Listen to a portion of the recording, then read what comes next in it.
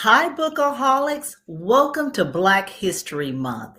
Of course, I celebrate Black history and Black accomplishments that are current 24/7, 365. But I feel that it's very important to embrace the month that was designated by a Black man, historian Carter G. Woodson, to celebrate and remember the contributions of our ancestors. So I'm kicking off Black History Month with the Bookaholic Podcast with talking about one of our current people in Black history and in the Black moment, the North Carolina Poet Laureate, Jaki Shelton Green. Now, Jaki Shelton Green, she's the 9th Poet Laureate of North Carolina. She was appointed in 2018. She's the first African American and only the third woman to be appointed as the North Carolina Poet Laureate and reappointed in 2021 for a second term by Governor Roy Cooper. She is a 2019 Academy of American Poet Laureate Fellow, a 2014 North Carolina Literary Hall of Fame inductee, 2009 North Carolina Piedmont Laureate Appointment, 2003 recipient of the North Carolina Award for Literature. Jaki Shelton Green teaches documentary poetry at Duke University Center for Documentary Studies and is the 2021 Frank B. Haynes Writer in Residence at UNC Chapel Hill. Go Heels! Additionally, she received the George School Outstanding Alumni Award in 2021. Her publications include Dead on Arrival, Mask, Dead on Arrival and New Poems, Conjure Blues, Singing a Tree into Dance, Breath of the Song, Feeding the Light, I Want to Undie You. She released her first LP poetry album, The River Speaks of Thirst, on Juneteenth, 2020. Jaki Shelton Green is also the owner of Sister Write, providing writing retreats for women writers in Sedona, Arizona, Martha's Vineyard, Ocracoke, North Carolina, Northern Morocco, and Tullamore, Ireland. In 2021, the Arts Club of Chicago premiered a commissioned body of work in collaboration with Flutronics for the Black Is series. Coming up in April 2022, the poem will be performed by Flutronics and the Cincinnati Symphony Orchestra. Wow, I'm getting a little tongue-tied, so let me say that again. In April 2022, the poem will be performed by Flutronics and the Cincinnati Symphony Orchestra. Whoa, that's a lot, and it's quite outstanding.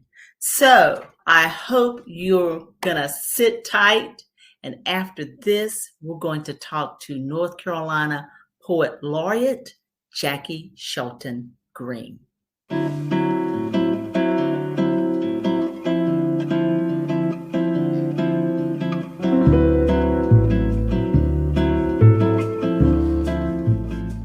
Well, hello, Jaki. Welcome to the Bookaholic Podcast. Good morning, and thank you for inviting me. Oh, yes. I'm so humbly and happily proud that you have chosen to join the Bookaholic Podcast. I'm just very honored that I get to interview the North Carolina Poet Laureate. That just should resonate with people. So thank you for taking, I'm sure, out of your busy schedule to join me today. Well, thank you for this resource and service that you provide for, many listening and viewing audiences. It's important to have these, accessible gateways for our voices. So thank you. Oh, wow. Thank you so much. I really appreciate that. To the Bookaholic audience, I spoke with Jaki earlier as we were talking and getting to know each other. And I confessed to a poet laureate that I had feelings. I hated poetry.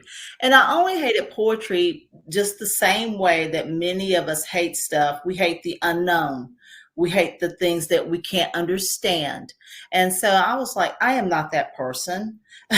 So I wanted to enlighten myself. And of course, through the years, I've heard different, say, Maya Angelou poems, and you study Gwendolyn Brooks a little bit in school, and Sylvia Plath a little bit in school, just little touches of their poetry, but they were still always portrayed, and possibly because they were women, as abstract and this and that, and oh, she committed suicide, and oh, she tried to commit. So they kind of like a little bit washed some of those women away, and they just made it unobtainable. But as I'm trying to evolve in grasping poetry, and I really have done it since December, I've really upped my poetry game and realized it's not so inaccessible and understanding, that I just wasn't giving a lot of it a try. And sorry, go ahead. You go ahead. Go ahead. Now, I was just going to respond and say that I think part of that is people buy into a very Eurocentric or academic loftiness definition of poetry. And when we think about poetry, we are all poets and we are all creative makers, and we're creating poetry every day. And it's really about naming and who has the power to name poetry. But poetry is the raindrops, the rhythm of the raindrops falling, on a tin roof. Poetry is how, I have a friend who is an amazing chef. And when she comes, she always says, what can I bring? And I was like, one of your magical salads, because she grows all of these edible flowers and her salad bowl is a poem. So if we kind of get ourselves out of school and just kind of be present to, how we all witness poetry happening every day. It could be witnessing the love between a 4-year-old and, in my case, our 4-year-old granddaughter, my 105-year-old mother, and the relationship they have. That's a poem. Yeah. Is a snowstorm when we're standing looking at the wind carrying the flurry and the beauty of it against a full moon. That is also poetry. But taking the poetry out of the canon, and one of the things that's happened for us right now is that spoken word, young people have created another poetic form, another way of being in the world with poetry that is outstanding. So people are listening to poetry more. People are honing in, people are paying attention and realizing that, for me, I'm always looking for the ordinariness, the everydayness of poetry, not the book on the shelf, not having the intellectual discourses, but how do we see the ordinariness of poetry? Yeah, so poetry should be accessible. I was on a podcast last night. One of the things that turned my light on, and I referenced this to you, was I had purchased Audre Lorde's Sister Outsider. And one of the essays in Sister Outsider is poetry is not a luxury. And I read that essay definitely when I was deep in saying I hate poetry. And let me just read this excerpt. For women, then, poetry is not a luxury. It is a vital necessity of our existence. It forms the quality of the light within which we predicate our hopes and dreams towards survival and change, first made into language, then into idea, then into more tangible action. Poetry is the way we help give name to our hopes and fears, are cobbled by our to a more tangible action, Poetry is the way we can help give name to the nameless so that it can be thought. The farthest horizons of our hopes and fears are cobbled by our poems, carved from the rock experiences of our daily lives. And that's what you just said.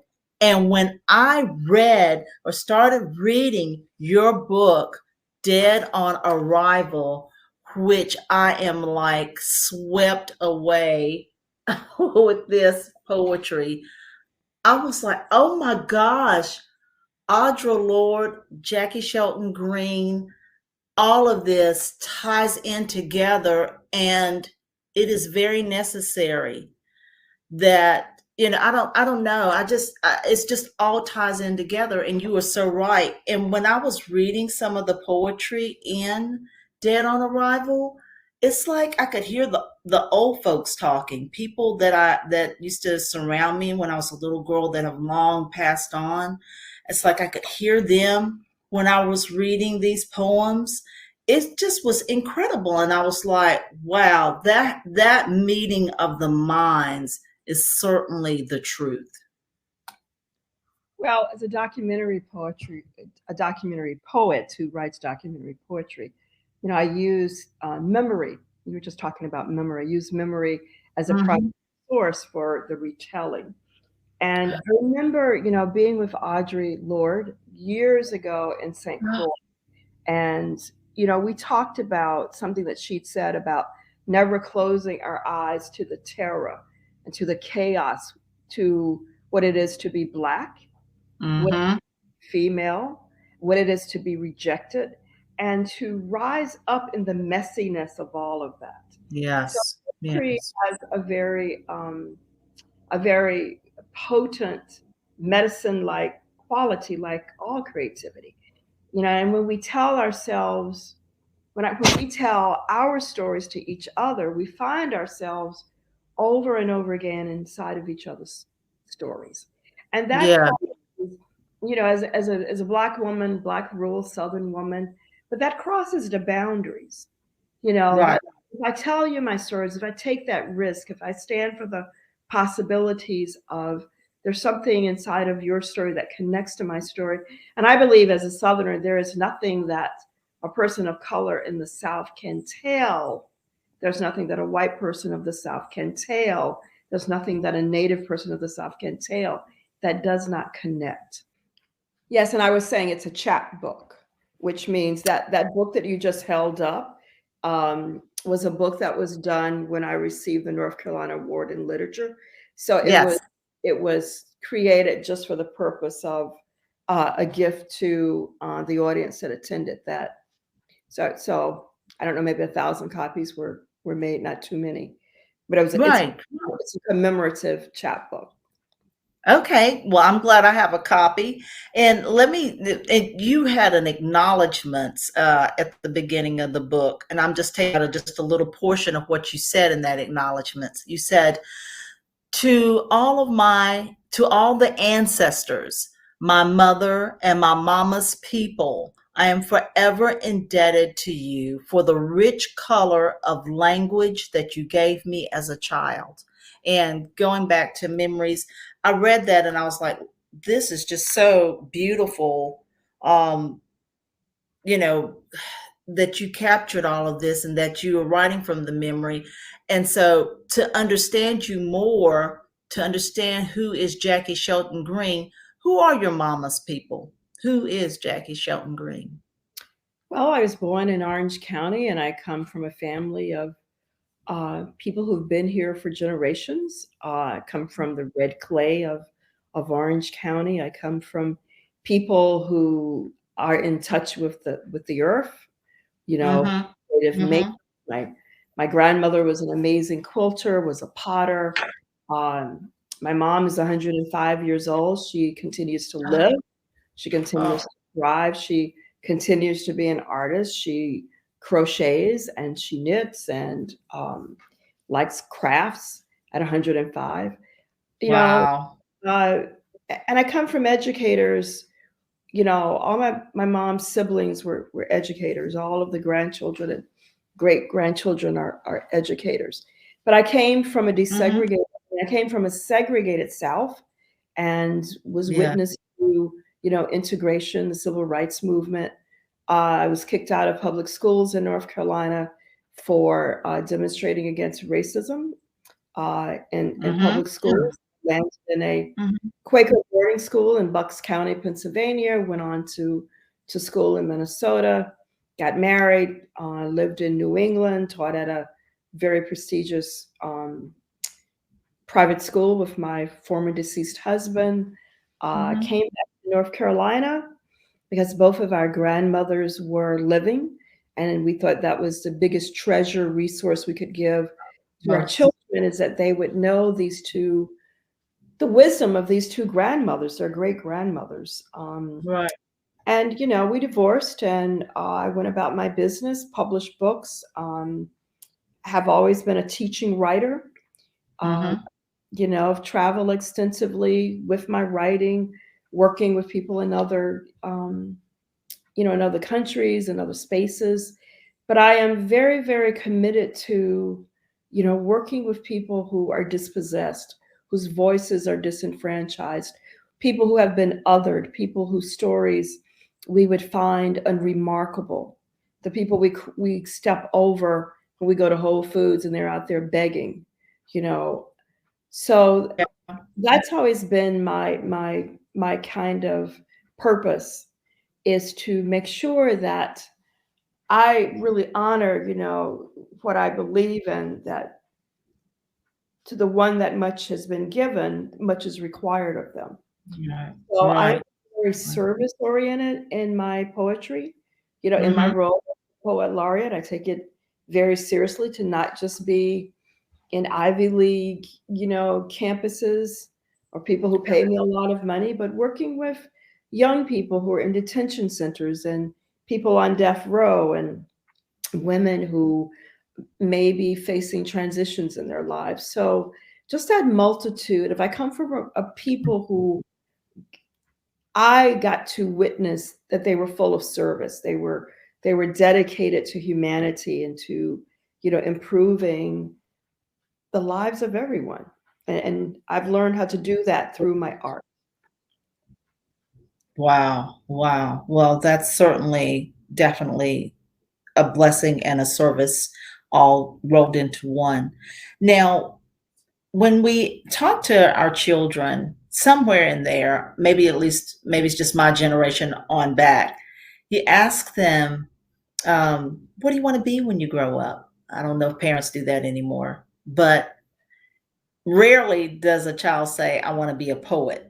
So, how did you arrive at becoming a poet? Yeah, so this is a question I'm asked quite a bit, and there are a lot of videos and podcasts of me answering this question. Um, when I was a child, and yes, we still ask our children, what do you want to do with your life? What do you want to be? Yeah, Yeah. it's still asked, not just by our parents, but by everyone in your circle. Yeah. So as a child growing up, I wanted to be an oceanographer. I was Okay. fascinated with science, loved Okay. science. Uh, Okay. Wanted to understand how things grow, how you make things, taking things apart. But I really was obsessed with the ocean, though I had never been to the ocean. I'd Okay. never seen the ocean. Okay. I was Okay. obsessed with oceanography. I wanted Wow. to study the bottom of the ocean. But it was my grandmother who would tell me stories, and who said to me one day, daughter, you will tell. This is your job. Your Mhm. job is to tell the stories of those who've walked before you. Your job is to tell the stories of people who look just like you, who Mhm. lost their lives as enslaved people because it was Mhm. that they could read and write. So it was my grandmother who encouraged me to be a writer, and my mom. Mhm. Um, my mother started giving me diaries with the little locks Oh, oh, yes. in the first grade. And Oh, you're in the first grade, 3 letters take up the whole page, but you think you're writing. wow. Right. And I was that child in church that was fidgety, Yeah. uh, Okay.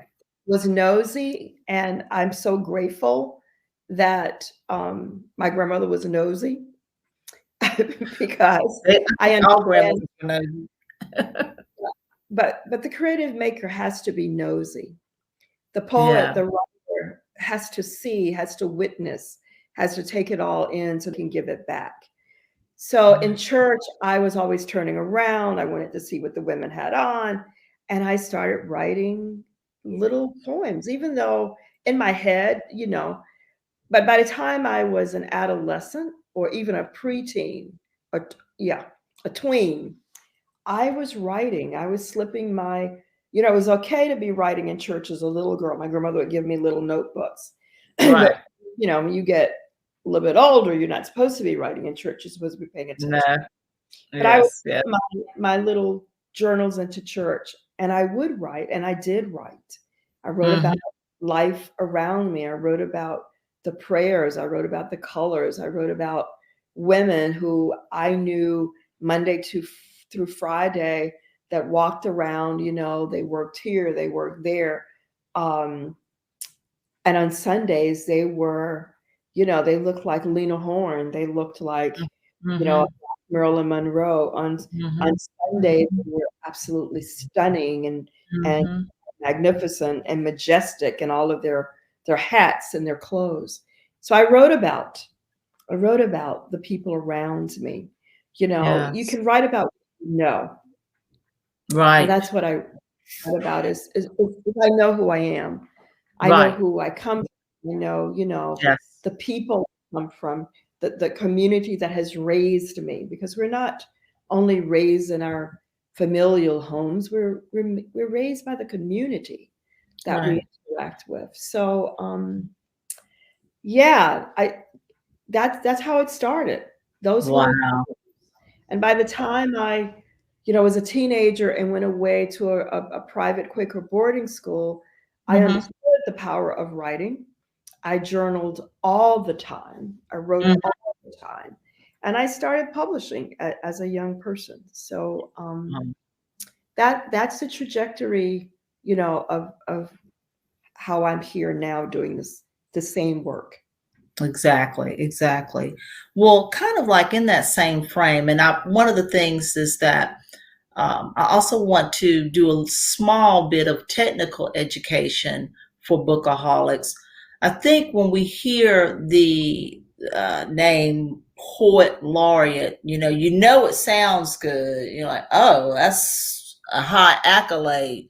And like you were referring a little bit earlier, it sounds a little lofty, but I don't think people actually always grasp what that really is, what it entails, and how you get there. Is it an appointment? Is it something that you have to apply to? Somebody just happens to recognize your work? How does all of that work? So, well, first of all, people don't see it as a lofty position because they don't know what it is.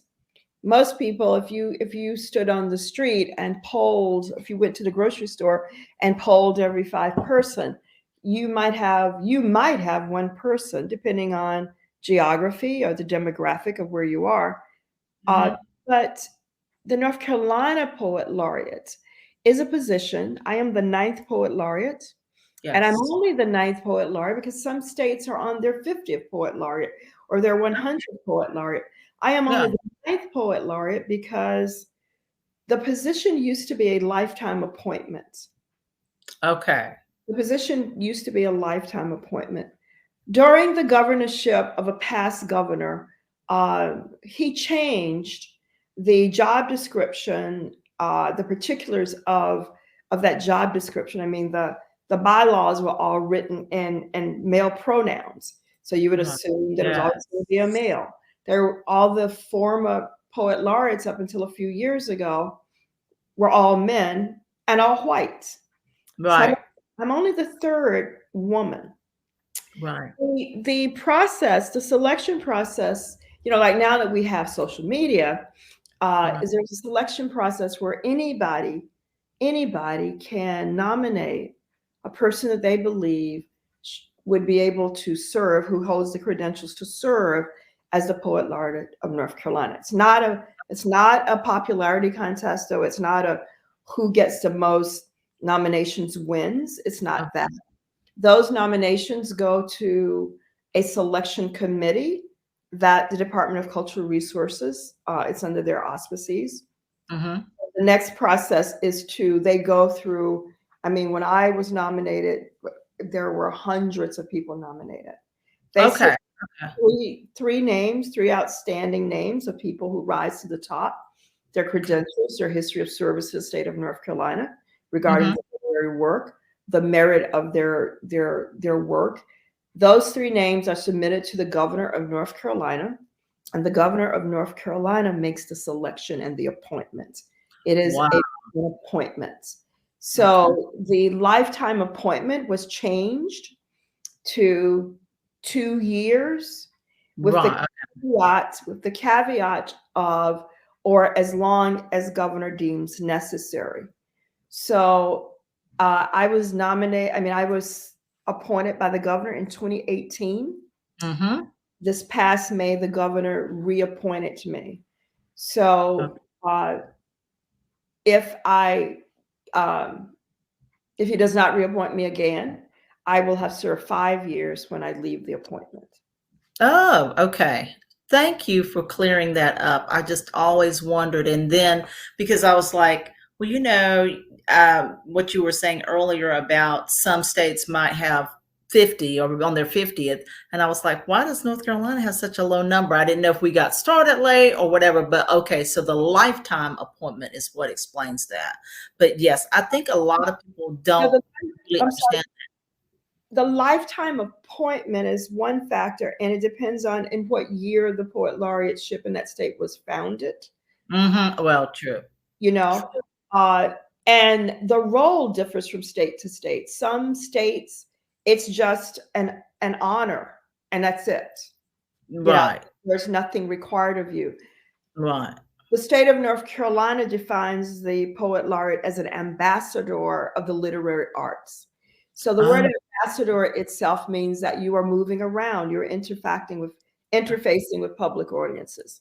Right. So that's why we have a more comprehensive Poet Laureateship. I have friends in other states, and they always say, wow, you do all this work, nothing was required of me. Like maybe I was required to write a poem for something or to come read it somewhere, but it is not the body of work, the work plan that we have here in North Carolina. I just wanted to clear that up. Yes.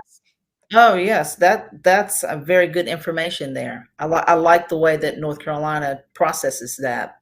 Now, if you take a poetry class, you're going to learn about all the poetry styles, haiku, all of this stuff. But, and I know you mentioned that you write from memory, but what would you describe your poetry style as, technically and say, just creatively? Well, I don't buy into that. I don't buy into the namings. I don't.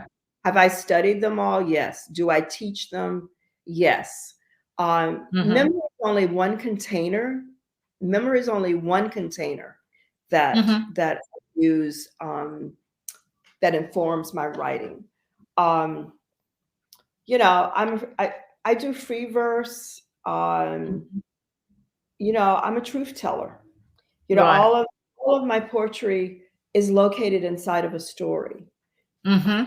So that's where it's located. It's like a larger story, and the poem has been, excavated out of that larger container. Or if you think of, the person who is a forager or a gleaner, you're gleaning what's left.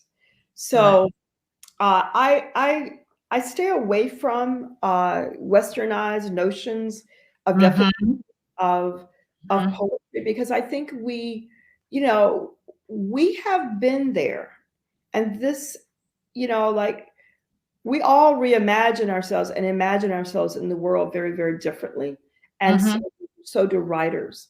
And I have not allowed myself. I don't even know how to allow myself to put myself in a box. I refuse to be compartmentalized.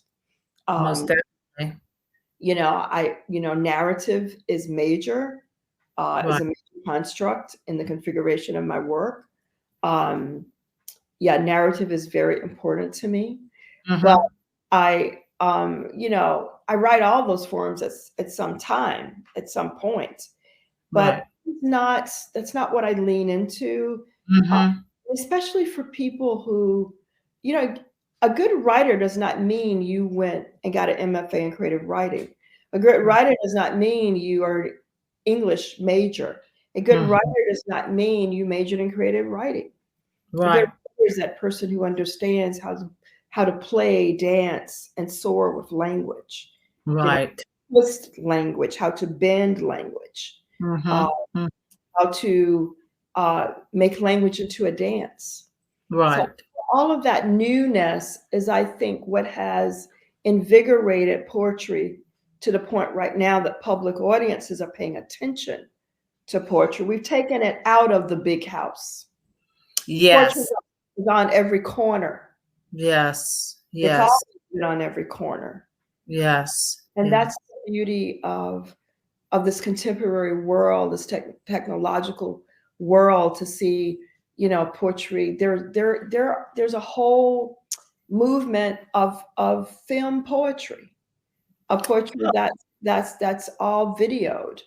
So, mm, I yeah, that's all that's like a very old, archaic kind of mindset, that Mhm. it's important to understand the masters, the great masters, Sure. um, the classics, and I won't even call them the great masters. I will call them the classical historical Right. writers we Right. revere and we respect.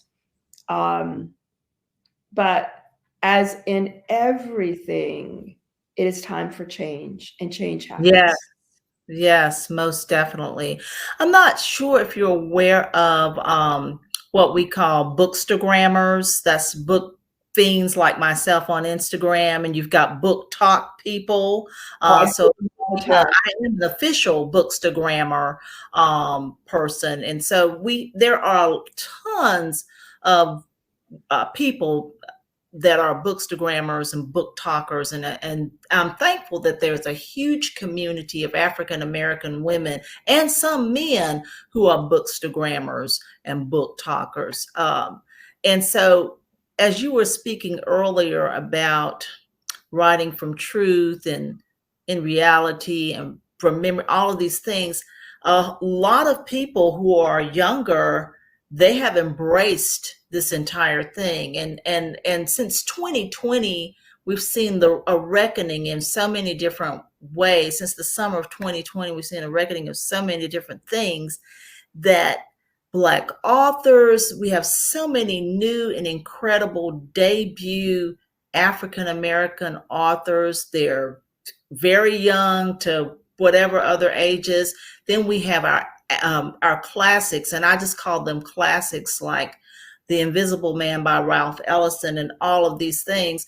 You know, the younger people are embracing all of this, and the change is here. The change is coming, and it is here. Have you been able to see the evidence of that from the bookstagrammers? Are you familiar with that whole thing? I am on I am on somebody's podcast at least 7 times a month. Okay. This is not a new it's not a new concept. It's not a new venue for me. Since 2018 and beyond 2018, I teach at the Duke University Center for Documentary Studies, where Right. podcasting is taught. So I'm Right. working with students who, are doing this every single day. So, of course, I mean, I think I echoed this a little while ago when I talked about young people who are imagining the literary arts on their own terms. So Yes. this just this new renaissance did not start in 2020. It's been coming for Yeah. a very, very, very, very, very, very long time. And I am evidence of that. I Mm-hmm. am evidence that North Carolina, a state that has its own, it's a beautiful state. And like a Mm-hmm. lot, and like all states in the United States, it has its ugly histories. Oh, yes. The fact that I am the first African American woman who is the poet laureate of North Carolina exemplifies and answers your question. You Mhm. know, so we have a poet laureate, a young poet laureate, who's the poet laureate of Alabama. a sister who's the Poet Laureate of Kentucky. Uh, Mm-hmm. yeah, and poet laureates, young poet laureates of cities all over the United States, including Chapel Hill has an African American poet laureate, Carbon, Oh, an African American poet laureate, okay. Hillsborough, he's not the poet laureate now, but Hillsborough had an African American poet laureate. So we Wow. are the evidence Wow. of this renaissance. We are the change makers. Yes. You know, we've been doing this work. Those of us here, I didn't start the work when I became the poet laureate. The work Right. landed me as the poet laureate legacy. So, Right. you know, Audre Lorde, you know, is a part of my legacy. Those Mm-hmm. who I Mm-hmm. cut my teeth on, who I met as a teenager in the 60s, Oh, Audre Lorde and Sonia Sanchez and, you know, yes. Lon Lee and Amiri Baraka and Mari Yes. Evans and I could go on and on and on of those writers who handed us the torch, who taught us Yes. to be in the world. Uh, Yes. you know, so just like the people before them guided them. When I think about James Baldwin, you know, the Mm-hmm. relationship with Toni Morrison, and um, yeah, it goes on and on and on and on, you know, for generations. Right, right, right. Well, I want to go back to here we go. So I don't want to misplace it. My newest Dead on Arrival, and I've marked three poems. And let me just try to. Well, I marked the. I was hoping you were going to select a more recent book. Let me get. Oh, Yeah, it's interesting that out of my 8 publications, that was the one that you selected. I got it. well, I love it. I guess everybody, and then too, I have so many books that I have to read and um, for different things. But this one, Dead on Arrival, the poem that's in here, that's the book for which the book is named, and it's for Judy Hogan. Um, that was Judy a real person? Was Judy the person, or Judy how? Hogan, Judy Hogan is the founder of Carolina Wren Press, Oh, the publisher of this book. okay, So that's who she is. She was the right. founder. Yeah. So, if you could, once it's on page 64, if you could read that poem, I certainly would appreciate it. Certainly. Thank you. Dead on Arrival for Judy Hogan. The leaves smiled and gathered close to the water. The blackbirds flew too high and became air. Her hands fell limp beside the stretcher, Mm. and they all asked her name. They asked me to identify the smell, the smile, the style of her art. They asked for identity, a season, a year, a place. I could only give them the time of birth, her astrological chartings, and the names of her lovers. But they wanted a name, a stock number, a style symbol. I could only speak of her mother and her sisters and her daughters. They dressed the hand in a white glove and sewed it inside her womb, clenched with the names of all the people she'd born. Oh, wow. So, tell me about that poem and inside, where did that come out from you?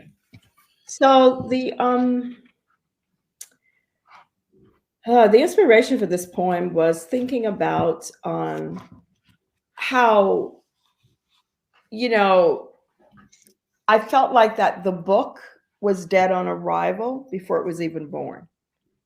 I Ah, as a woman, as a Black woman in the South, that women are judged, women are dismissed, women's oh, voices yeah. are erased, women's voices are othered and invisibled. Uh, Mm-hmm.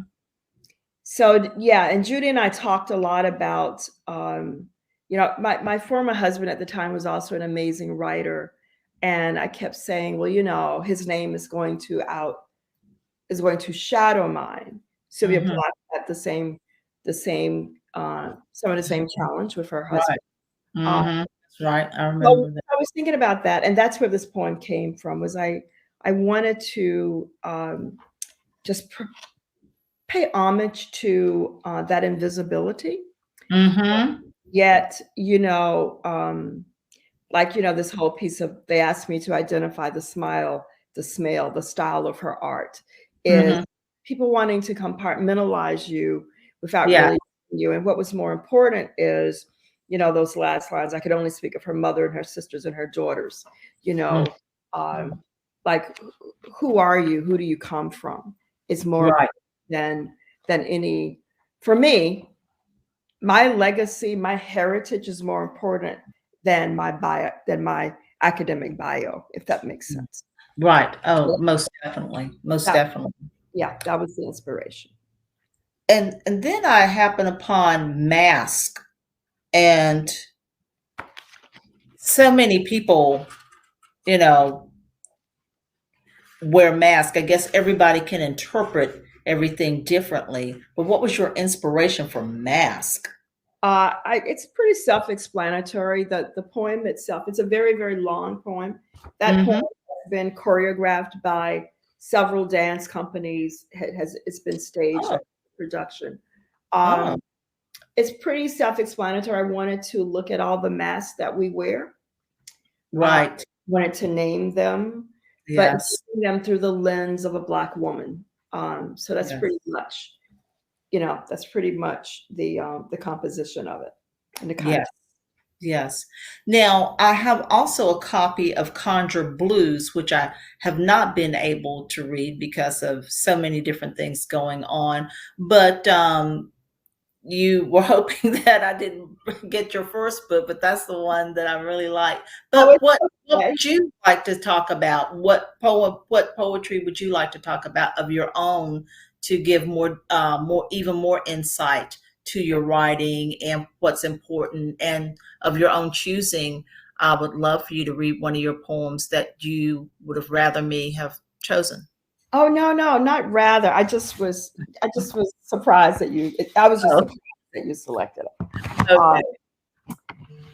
I will read. I'll read a piece that I wrote for, and I'll give context for this. Okay. So for many, many years, I worked with women on death row, uh, Oh, the North wow. Carolina Women's Correction System, and Mhm. for one of those residences, I was there for a year one time, going inside every Monday night. Mhm. Uh, and for an entire year, the only subject matter that I would allow the women to write about were their hands. I wanted Oh, to think about the power of their hands because, okay. whatever alleged or real crime they committed, that's what landed them in prison. Right, The power of their hands, a deed that was carried out with your hands. right. I wanted them to think about the power of their hands. I also wanted them to just be in touch with grace. I wanted them to, um, many of them, like they were all on death row and Yeah. not know what their plight was going to be from year to year.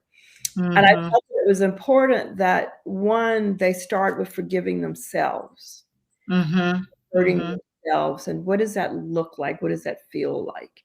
Mhm. So for an entire year, every Monday, they wrote about their hands. We would do visualization exercises where I would ask them to close their eyes and imagine. I would ask them to allow their hands to feel their daughter's hair, to just Mhm. caress their daughter's hair, because many of them had told me that, oh, I have a daughter. The last time I saw her, she was 3. Mm. Now she's 15 and I haven't seen her since she was 3. So I would ask them to close your eyes and imagine you're brushing your daughter's hair.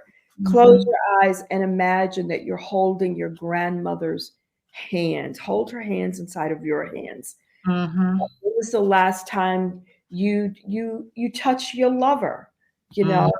with Mhm. your hands? Uh, Right.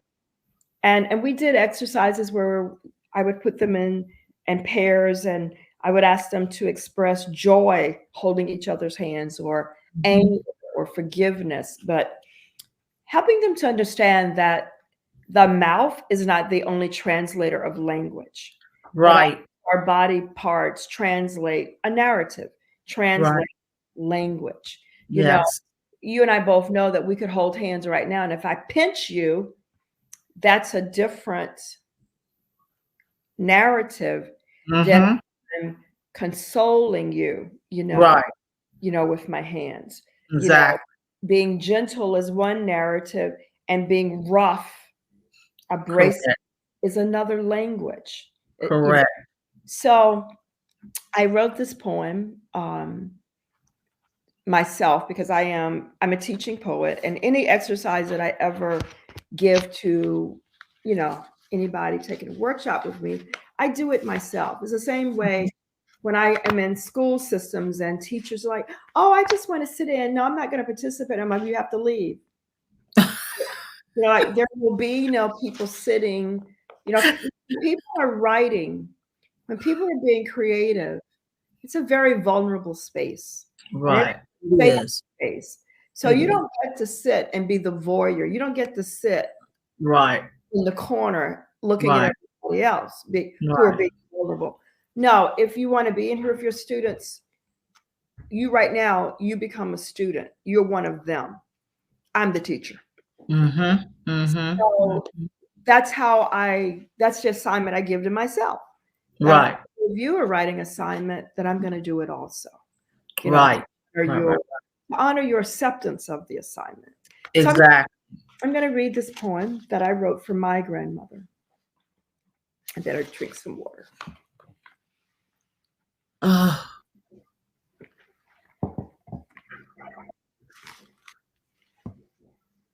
I know the grandmother one had hands.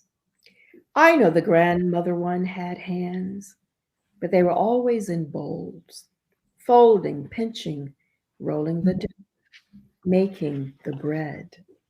I know the grandmother one had hands, but they were always underwater, sifting rice, bluing clothes, starching lives.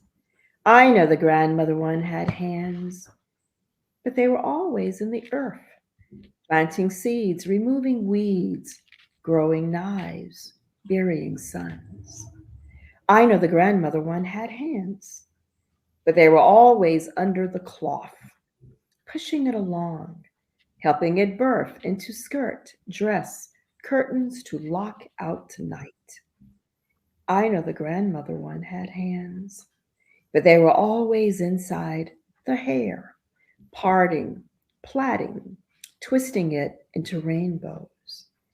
I know the grandmother one had hands, but they were always inside pockets, holding the knots, counting the twisted veins, holding on to herself, lest her hands disappear into sky. I know the grandmother one had hands, but they were always inside the clouds, poking holes for the rain to fall. Oh my goodness. And that is from, That's from Breath of the Song. oh, that was beautiful. That was beautiful. I I want to just sigh and sit back and relax,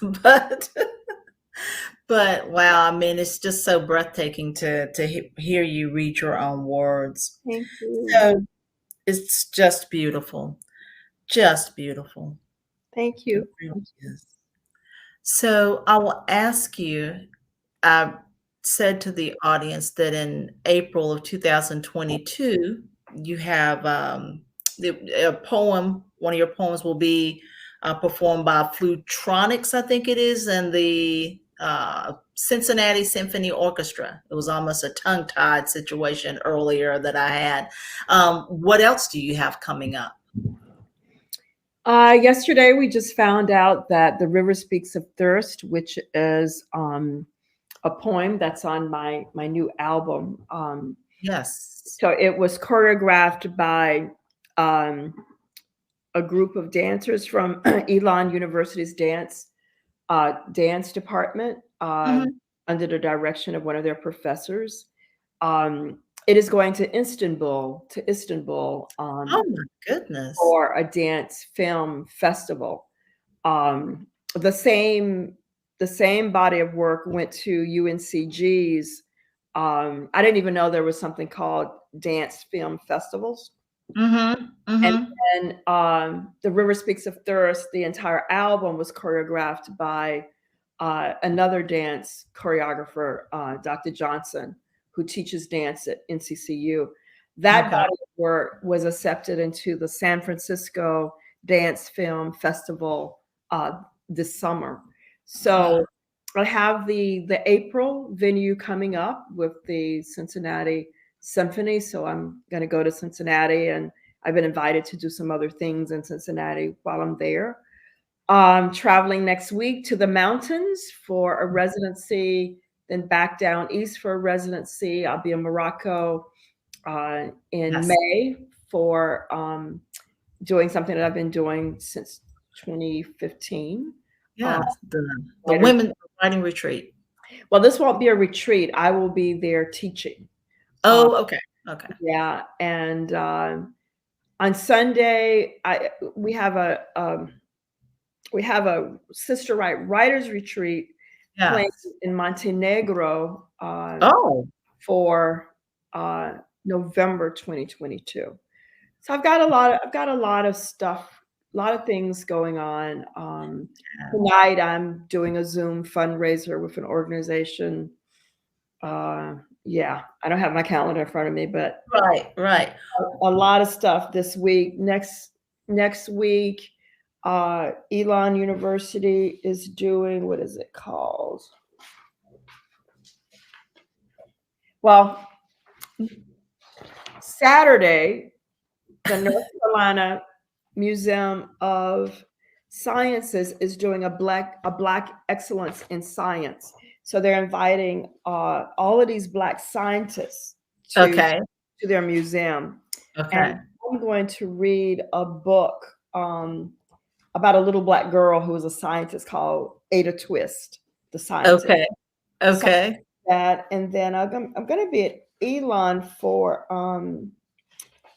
they have a Black what is it called? They have a big celebration of Black culture, and I'm the keynote speaker for that. So I have a lot every day.